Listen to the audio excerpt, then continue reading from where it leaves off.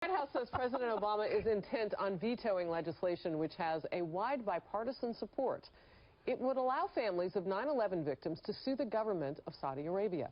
15 of the 19 September 11th hijackers, as you know, were citizens of that country.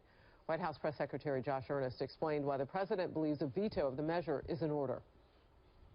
This law actually opens up the United States to risk of being hauled into court in countries around the world. It's not hard to imagine other countries using this law as an excuse to haul U.S. diplomats or U.S. service members or even U.S. companies into courts all around the world. And while Capitol Hill watchers say there appear to be, enough votes for Congress to override the president's expected veto, it is not clear when or if that vote will definitely happen. That's because what is called a pocket veto may allow the president to defeat the bill by just holding on to it until Congress recesses for fall elections.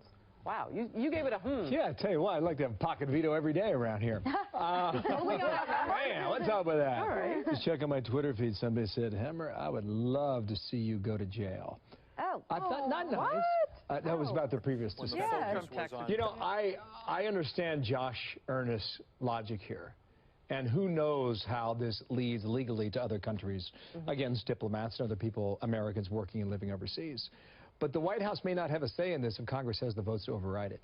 And President Obama has never faced a veto before. So, it's 7.5 years. Which president has that record before? But if Congress has the votes to override it, I see where they're going. I see where the families feel they need to open this up. I can see both sides of the argument. All right, so maybe the president doesn't care so much about, you know, what people think about him as he exits in the next few months. But, Megan, would this put this issue in the same category and maybe anger over this category of executive power if he pockets that veto?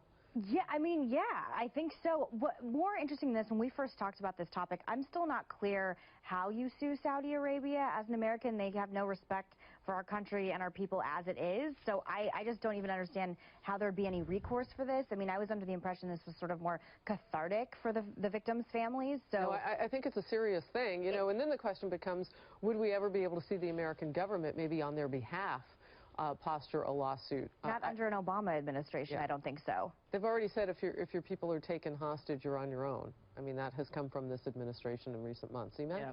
You know, and there's, of course, political implications because Chuck Schumer is for this, right? And a lot of Democrats in the New York area a lot of Democrats who are affected by 9/11, they're for it.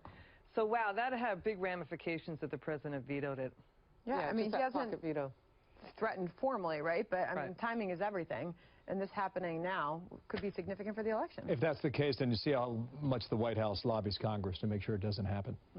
Yeah. What are your thoughts just in terms of that timing, though? No, and I think the timing of it politically, I mean, is he still looking at approval rating at all-time highs right now, President Obama? Miraculously blows my mind. I have no idea how he's kept his numbers the way they are. I mean, it's insane. I can't. Yeah. You know, I guess when you look at this, who would side against this? Who would side against those families getting some sort of something after all they've been through?